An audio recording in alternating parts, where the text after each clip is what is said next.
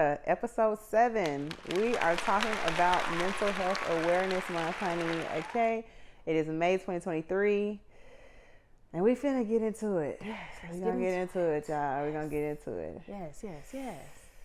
I have with me here one of my very, very, very close friends, Tabitha. She's here.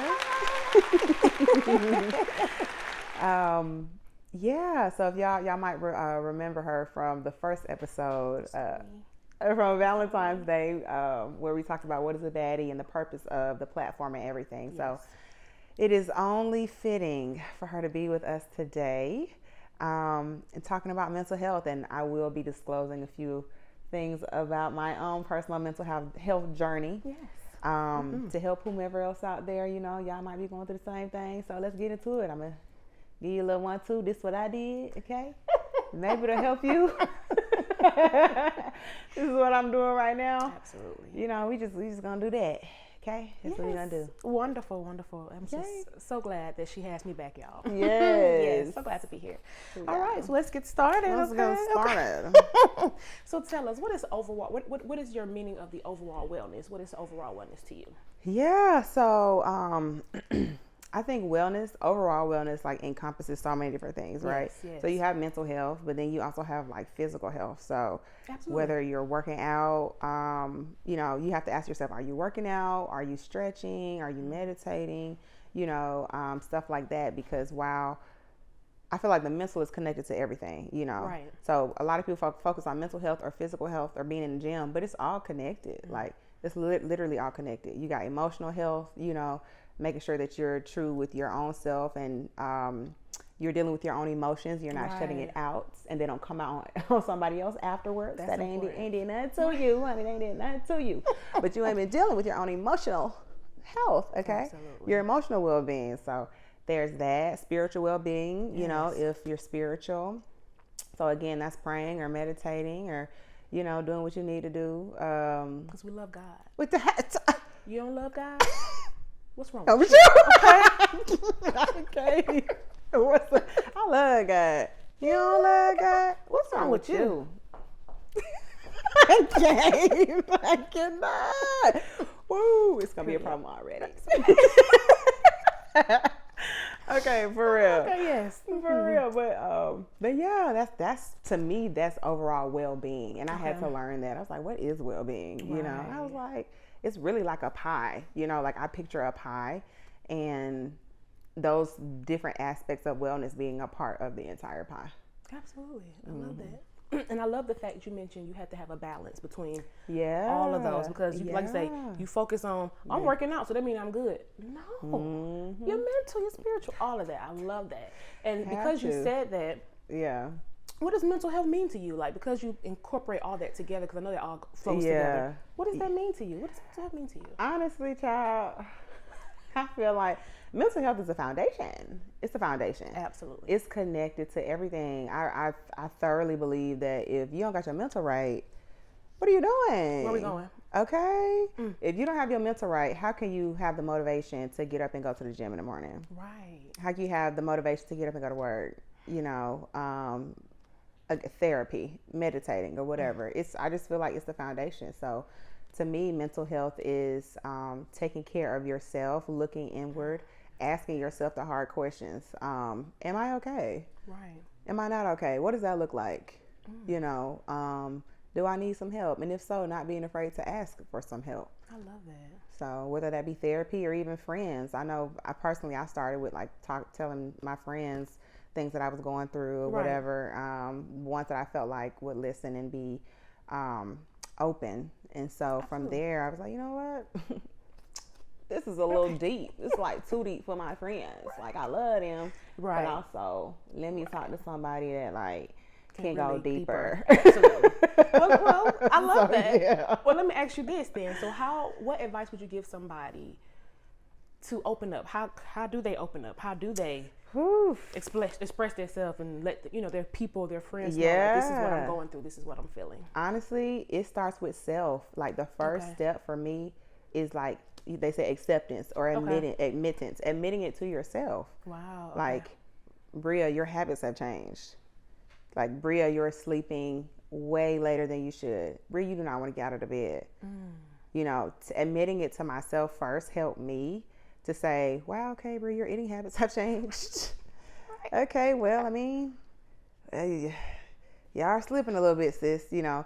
So admitting it to myself first helped me a lot. So I think that's the first step. I think it's a hurdle that people can't get over to talk to other people until they admit it to themselves first that they might need help, or that, and even like realizing that they're currently going through something.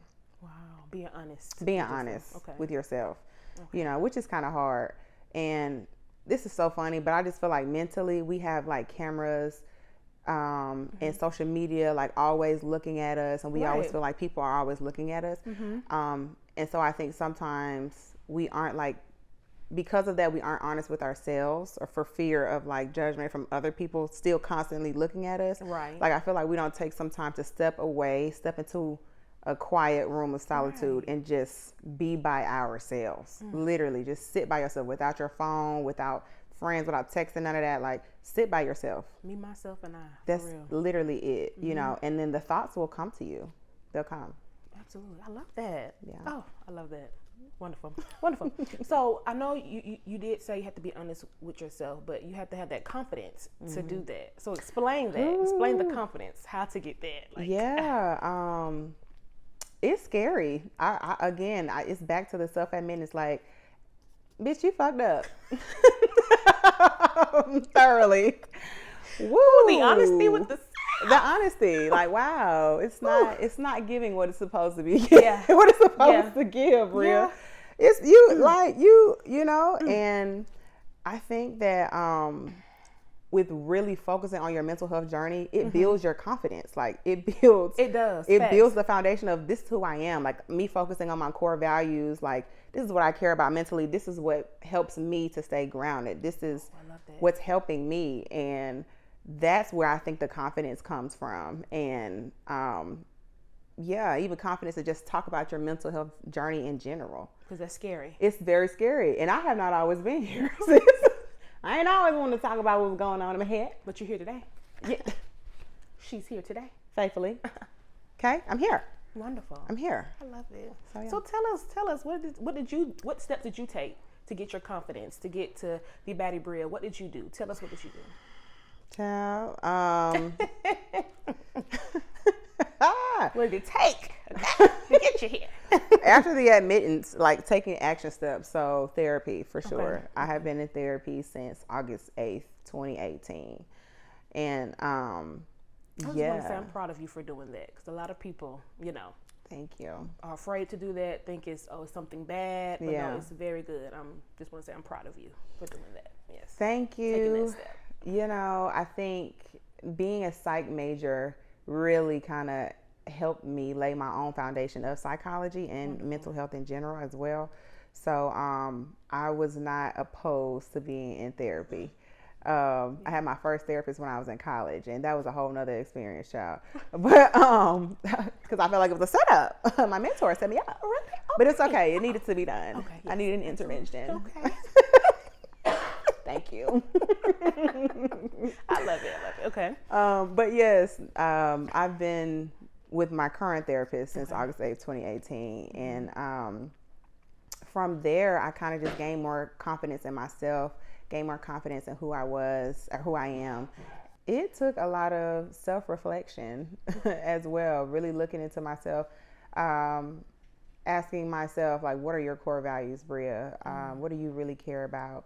And then just connecting everything to who I am, you know, at the end of the day. And so that really helped to build my confidence. And I think once I got through my mental health struggles, then I felt more comfortable talking about it openly, you know. Okay, wonderful. But while I was going through it, I absolutely was like, I don't want nobody to know that I'm struggling. I don't want nobody to know that I'm going through it. Like, they don't even know that.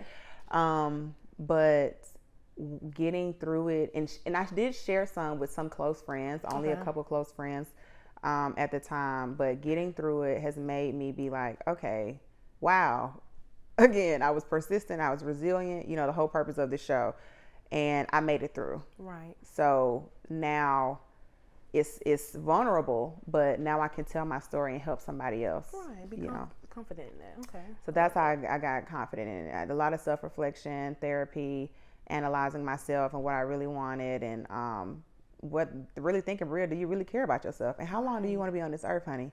Because like I said, it's connected to everything. Very important. So it don't matter how hard you work out. It don't matter how hard you do whatever else, it's connected to everything. So you really gotta do what you gotta do. It's a process. It's a process. Have to get there, but you gotta start, and you started, and now you're here. Oh, come on, I love it. Real baddies break barriers. Real baddies take care of themselves. Period. All right. Every day.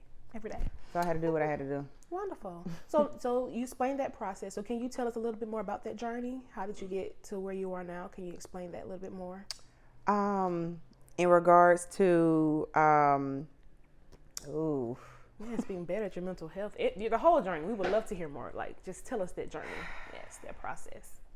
I think a big part of it was like who I surrounded myself with. Important. Oh my gosh. The company you keep. So I had some people in my life who were not fans of like mental health or fans of like even taking care of themselves, Wow. Many times this is like family and friends and stuff, some of y'all might have some of this out there or whatever.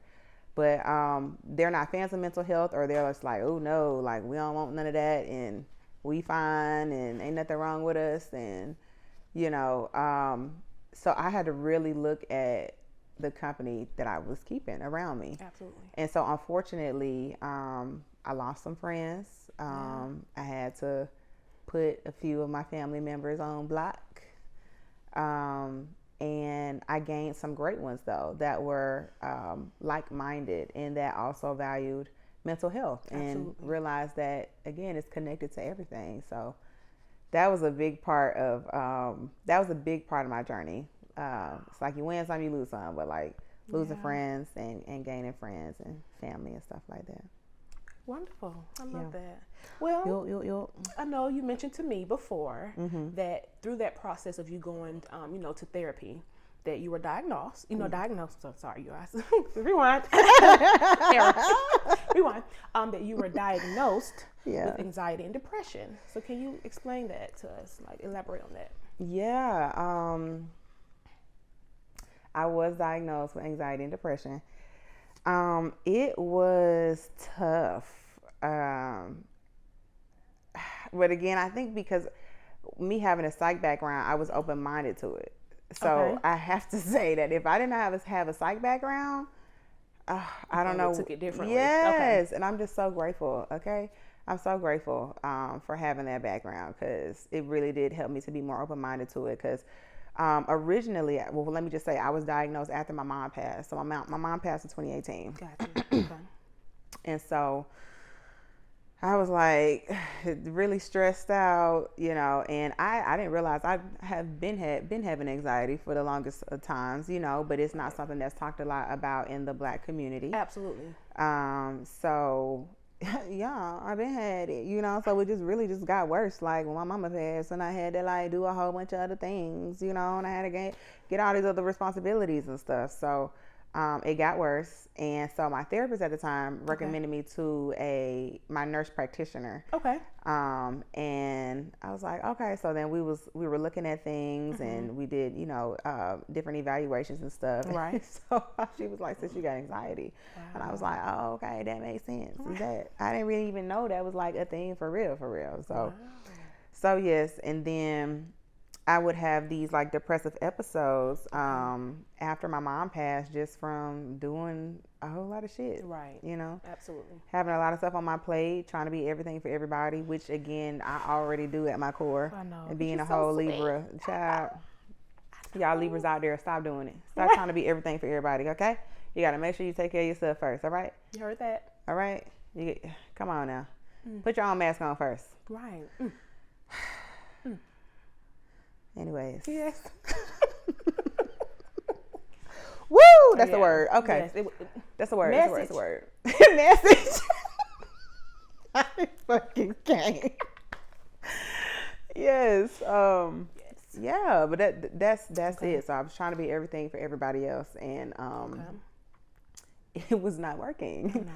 No. And I was really, really struggling. And I had friends at the time that were like, sis, you know, ask some more questions, figure out what we can do.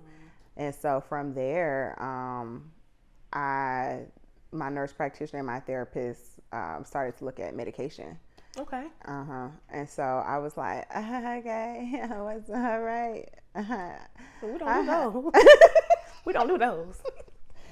Right? Yeah. But, you know, again, having a psych background. Come on. I had to be like, Bria, this is like your ego speaking. For real. Like, you want to be able to say that you don't need medication. And these people know what they talk about. And you at home crying in the dark. For a reason. Like, absolutely. On the sofa. Yeah. Get your shit together again. Get your shit together. Okay? Yeah. So yeah. Well, I just want to say thank you for your honesty, like opening up to us. This is very important. We need to hear this. You know, especially our culture. Absolutely. We definitely need to hear this. Absolutely. So that process that you were, you know, going through to get to your mental health, I'm sure it was some fuzziness in there. Okay. Yeah, it's the lack of mental clarity. So could you explain that? And when did it start? And what steps did you take? You know, to get there? Yeah. So, in addition to like the fuzziness, in addition to the medication, there was fuzziness and a lack of mental clarity. So, but let me start first with like the medication. Okay. So, I did end up taking medication. Okay. So I was prescribed Zoloft. Okay. Or sertraline, which is like an antidepressant. Okay. And then eventually I was also prescribed Wellbutrin, also an antidepressant. So I ain't like it. I was like, I don't know if I really want to do this. Do I really need to do this X, Y, and Z? Right. You know, like, come on now. And so at the time I was talking to my therapist and she was like, well, Bria, as you know, there's a chemical imbalance, you know, within the brain. You definitely took cognitive neuroscience, sensation and perception, all of these courses. Right. And so I had to be like, damn, she right though. Because you already knew. You already knew what you were. You already knew. I already knew, thankfully. And so yes, she was right. And so while I wanted to say I didn't have to take medication, I did have to take medication. And it ended up helping me a lot. Wow. It helped my mood for sure. It helped me to get out of the sunken place child. Yes. It helped me to be able to do more in life because I'm slow as it is. Okay, y'all, I'm slow as it is. It's unfortunately, it is what it is. So, but if I was moving even slower and being less productive, I didn't want to go to work. I didn't want to get out of bed. Like some dark ass times. Yeah. Really, really dark. Yeah. I felt alone, you know, many times. And although I had some friends, I was like, oh, you know, if I'm here, blah, blah, blah, you being one of them. Yes. Legitimately, I still felt like I was on myself, and I was like, ain't nobody else going through this. Don't nobody else understand what I'm going through. Right. And it was just really, really dark. But I have to admit that the medication did help me. Help you pull out that dark space. It helped my mood for sure. Helped me to stabilize my mood and so that I'd be able to focus on what I needed to focus on and get through my actual day. Absolutely. So yeah, it helped me that was that, right? And my nurse practitioner had already told me from jump, like, you know, you are very high functioning, you do things a lot. Right. You are very capable of getting a lot done. So she was like, I don't really see this being a long-term thing, possibly just a short-term. So that's what it ended up being. But going into that, right, with the mental clarity. So once I felt like I had my mood stabilized and I was good or whatever, I still felt like something was just off. Okay. Right? Mm-hmm.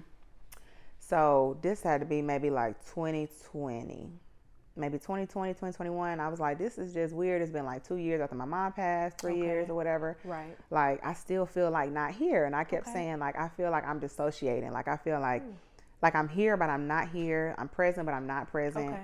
Okay. You know, and I would tell my therapist this, and so she was like, well, this association is X, Y, and Z. Okay. And I was like, well, maybe that's not what I'm doing, but this is just what I'm feeling. So I talked to my nurse practitioner at the time. So then she was like, well, maybe, again, thinking that it was mood or anxiety, depression related or whatever, thinking that it was still that. So I think I might have increased my dosage or something like that at one point a little bit.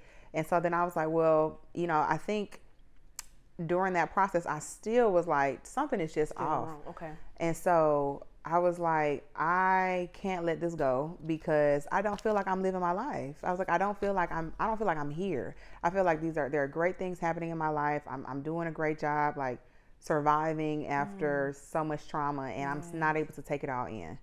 And so I was like, I think I want to go to, like, I want to get an examination. Like, let me just get an examination. So I literally went to this, like, and I was like, you know what? I said, let me get an MRI. So I got a whole MRI December 2021. I was like, something is off. I literally went, scheduled my own MRI. Got an MRI December 2021. And then got a neuropsych exam in January 2022. Came back clean. You know, they were like, all the doctors was like, no, it's fine. You good or whatever. And I was like, okay, but something is still off. Like neuropsych exam, I did really well. It wasn't until October 26, 2022, I will never forget the day, that I did an exam with my current pediatrician, right? Okay. Right. And so I was like, wait. And so she was actually connected to my nurse practitioner because she was like, you know what? I'm going to recommend you to somebody else. Like, let's figure this out. Okay. And so I was like, I'm not able to focus. I'm not here. I'm not clear. Did a whole evaluation. Well, I found out that I had ADD. Wow. And was mad and sad and happy and all at the same time. Right, because now you know what's going on, but then it's like, whoa, how do I deal? But then it's like, and I was like, no. Yeah. But I could have knew. Yeah. But I could have knew from jump. Right. But I kept saying I needed help. But I didn't. The math wasn't mathing.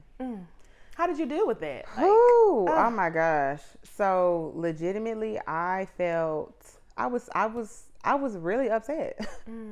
I was really upset, and it brought me to tears because I was happy. For one, let me say I was happy that I realized that I had issues with like focus and concentration and clarity and all of that, and it was finally validated. Like I finally felt heard, and I felt like somebody was listening to me for sure, and got to the root of what. Right. And even in the beginning, my doctor was like, now we're not putting anything specifically on it right now, but you absolutely have issues with concentrating and focusing. Okay. And so, so then as it just evolved, I just was like, this is wild. And I was like, I literally knew something was wrong. Yeah. And so I remember having a therapy session like a week afterwards, and I told my therapist, and she was like, you know, well, that's great, but what are the tears for? Because I just started crying. I'm finna start crying right now. I'm going to go ahead and reach over and get some tissue real quick. Right. It's okay, sis. Woo! It's going to be some crying in this episode, y'all. Okay, we just let you know right now. bear with us. Okay. Don't be afraid to cry. Just go ahead and let it out. Okay, It's healthy. Because you don't want it to explode on nobody else afterwards. But it brought me to tears because I was just like, I had to fight so hard to figure out like what was wrong. Right. And I was just like, if I didn't fight, where would I have been? Like I could have just gave up. And so my therapist was like, well, you really advocated for yourself, and that's something that you should be really proud of. Absolutely. And while I was really proud of myself, I still was just like, it just makes me upset because now I'm thinking about all like the little black girls, you know, who don't know. And she legitimately said some real shit, and she was like, most of the research is not on black women. Most of it's on people who are non-people of color, who are white. And many of it is on men, you know. And so I was like, well, that makes about sense. You know, white men. Okay, that makes about sense. This is America. Right. But, LOL, not the horn.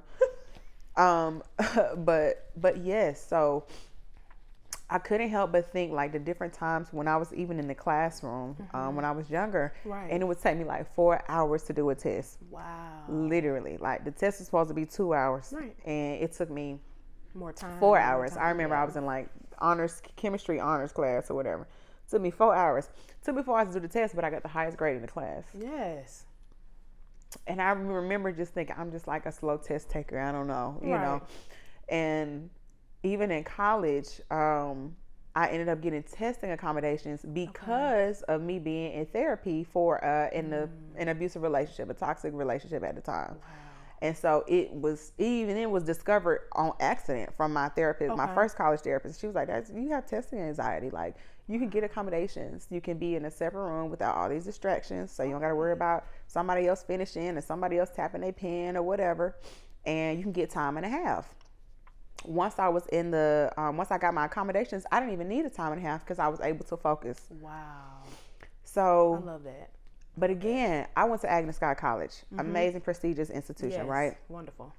I've had, I think, in my opinion, great jobs, right? I've had great benefits and stuff. What about all the other black people out there, or black girls that don't have that don't have resources like me, that can't go get an MRI, they can't go get a neuropsych exam? Right.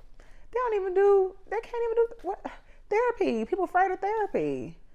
So that's just, it still continues to bring tears to me, because I just think about everybody else that don't even have the access that I have. And I don't even got the best fucking insurance or the best whatever. Excuse my language. She does. She lying. She got it. Shit.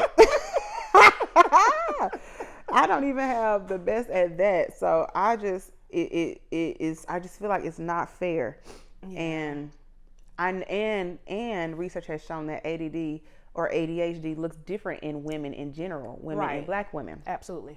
You know, you might not be jumping off the walls or whatever, all the descriptors they've given. Boys, you might be staring off, not paying attention to the teacher or whatever, or you talking too much and now you bothering your friend or whatever it is. Yes.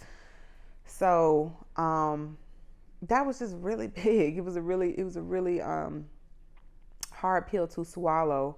But it was very much bittersweet, because as soon as that happened, I was like, all right, so what the hell we finna do? Yeah, you gotta move on, gotta figure it out. Exactly. And so sure enough, at that time, I was prescribed some Adderall. Okay.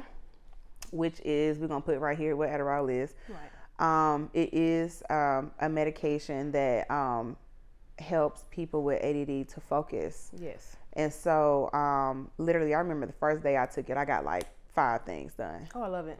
Yeah. And I was just like, again, in tears, crying, because I was like, do you know how long it's been since I was able to, like, it's unreal. And I just felt like I had my life back. Right. And it's even something, like, it's something that I don't take every day, you know, but I do take it when I really need to concentrate and focus, and, you know, make sure that my mind isn't worried about the billion other things that I got going on in my life or in general, you know. Help you focus on the task at hand that you're focusing on. Exactly. Exactly. So, yeah, that's been that. And if y'all are out there and, you know, you think that you might have ADD or ADHD, get an evaluation if you can. You know, reach out to somebody for support if you can. Hell, you can DM me, and I'll try to give you some resources, you know, that I can as well. Yes. So, you're not alone, and don't give up. Don't give up. If I learned anything from that situation, don't give up. You know, I feel like out of all the trauma I've experienced, I have my life back legitimately. Yes. And that was something that I didn't even think I didn't even think I would have ever been able to have to say that sentence. I got my life back. Like, my life was gone. Like, who is this? You know? Thanks. But always speak up and speak out. Talk to your friends that you trust. Or again, go ahead and DM me if that's what you need to do. Yes. But that has been my mental health journey so far. And I'm just grateful for the resources and the people. Yes. Shout out to all my doctors, all my providers. Thank you for real. Thank you for being there for me, because y'all really helped me on my journey. And shout out to myself. Yes. Shout out to myself for taking this step to even asking for help. Okay, because that's a really big thing. Yes. Not being afraid to ask for help, child. It is something that so many people face, and so many people do not admit to themselves. It's hard. We are afraid to ask for help. Because it makes us feel vulnerable, like you said, or weak. You don't want to see it that way. Yeah. Exactly. But would you rather ask for help, or would you rather be at the verge of being 6 feet under. Right. Would you rather ask for help and have your resources or friends or family, whatever, assist you, or now you in a crisis mode and now people have to come to help for your rescue? Have to come. Yeah. 911 has been called. So it's very serious. I think because people can't see it, they don't put as much weight on it as as it actually has. Right. Very much heavy. Very much heavy. Very. Again, it's connected to everything, and I thoroughly believe that it is the foundation. It is. It is. It's the foundation for your health. It is. Absolutely. So take it seriously, y'all, for sure, because I love you. All right. We want you here. I want you here living your best life, continue to break these barriers, continue to be persistent, using the resources that you have.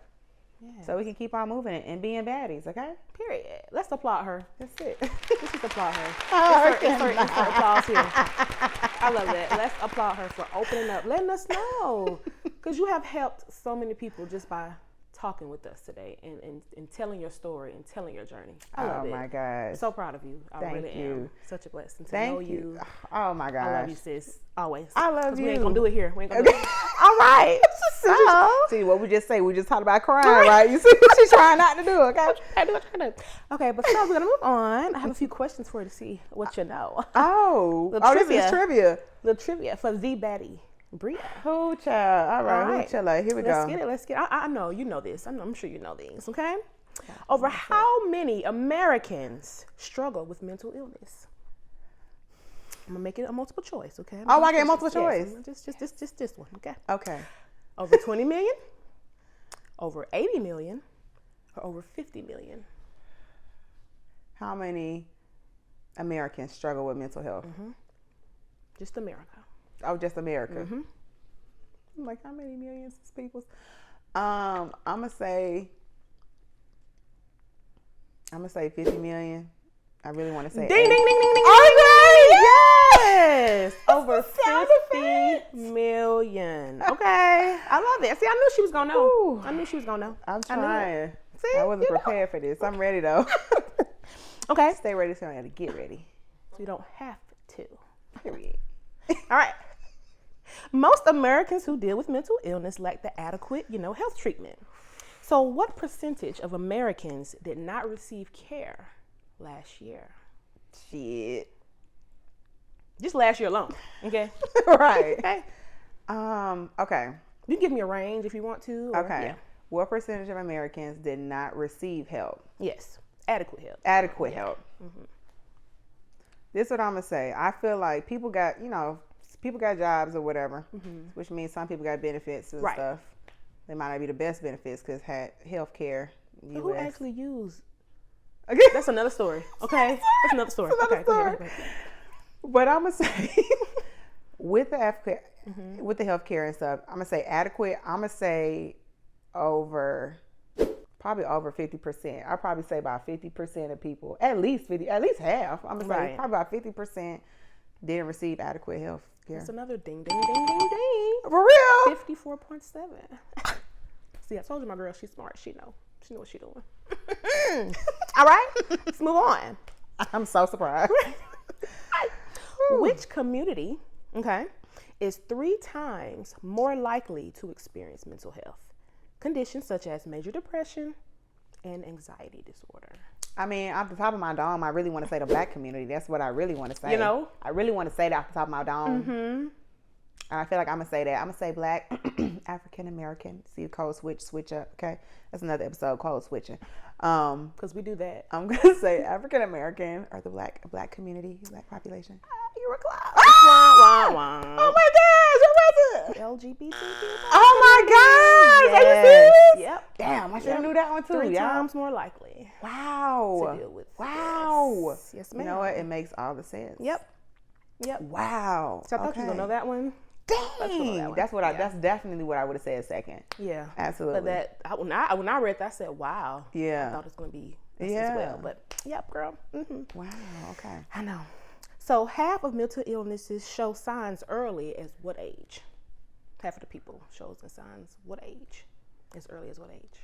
I'm going to say as early, well, shit, we talking about different mental illnesses now. Yeah. Because, I mean, we talking about autism, now we talking about the spectrum.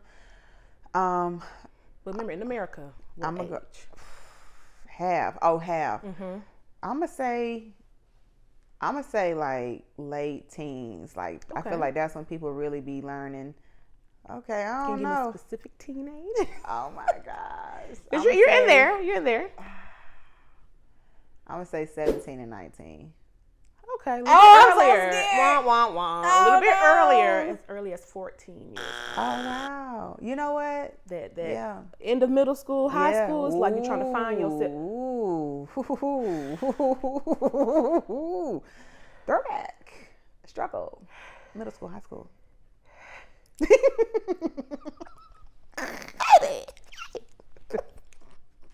Bring it back. Okay. Two more. Okay. In what year was mental health awareness created for the U.S.? Oh my gosh. See if you know your stuff. Y'all. Oh, I'm so sorry to my psych professors. I'm so sorry. I hope I'm not letting y'all down. They're going to look at this and say, no, she knows this answer. I forgot. It's a long time ago. Mm-hmm. Okay. I really want to say like the 90s, but I'm embarrassed to say like the 2000s. I'm so embarrassed. It's she's trying to help me out. Mental Health Awareness Month.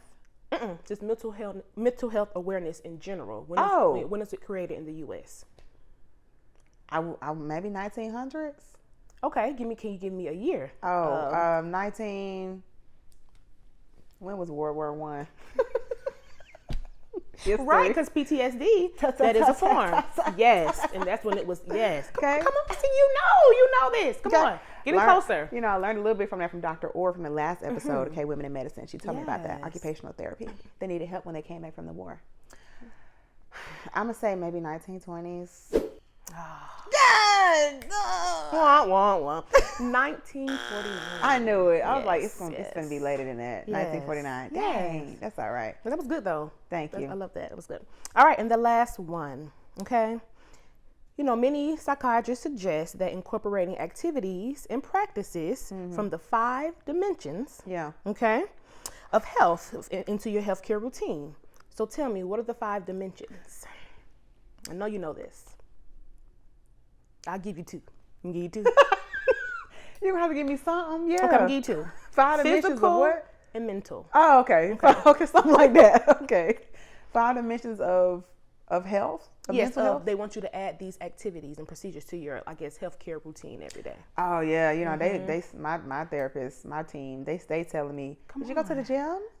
Are you meditating? Did you download the Calm mental app? Okay. What about the Shine those the app? First 2. Black women. Okay, so physical, mental, emotional. Okay. Spiritual, maybe. Okay, and then what's the last one? Because you said it earlier. Oh, gosh. Physical, mental, emotional, spiritual. Oh, gosh. She knows this.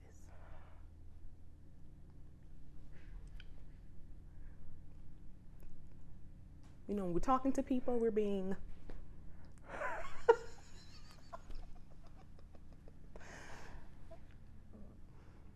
You got 5 more seconds. Oh my God. Dang it, I don't know. Physical, spiritual, physical, emotional. No, physical, mental, emotional, spiritual. The last one, it deals with people and how we communicate. Social. Bang, bang, bang, bang, bang, bang. Yes. That is it. Those are the 5. So say it again so they can hear you for the people in the back. Okay. Physical. Yes. Mental. Yes. Emotional, spiritual, and social. I'm sure you all at home already, some of y'all was like, it's spiritual, it's social. They already knew. They was going to say it. They were trying to help me. They was help you, girl. Okay, they got it. Well, thank you. This ends our trivia today. We are so thankful that you opened up to us to let us into your journey to mental health, and that you're helping us to do better, to acknowledge where we lack. Yes, honey. But we can do better. Yes. Okay? Yes. Because it's hard. It can be it's hard. So hard. Yes. It's so hard. Yeah. We got to keep going. Yeah, we get vulnerable but yes, and you showing your confidence in this will make us more confident as well. But I do what I can. I do what I can. So I'm thank you for listening today, you know, about my personal journey, a part of my journey. Absolutely. And again, DM, comment, you know, subscribe. Yeah, subscribe, do all of that to make sure that you're focusing on what you need to be focusing on. Okay, your mental health. And if you need some help, send a DM. Okay, because we're here. Absolutely. So, yeah. Thank y'all so much for tuning in. Make sure you check out the next Breaking Barriers with Bria episode.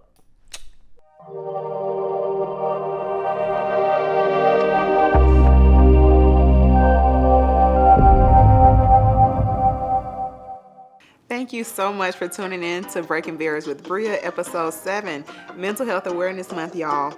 Make sure to like, comment, and subscribe to stay up to date with our content. In addition to that, if you or someone else you know is struggling with mental health issues, make sure to call the National Crisis Hotline at 988. You can text, chat, or call 988. All right? It's important. So remember, real baddies break barriers.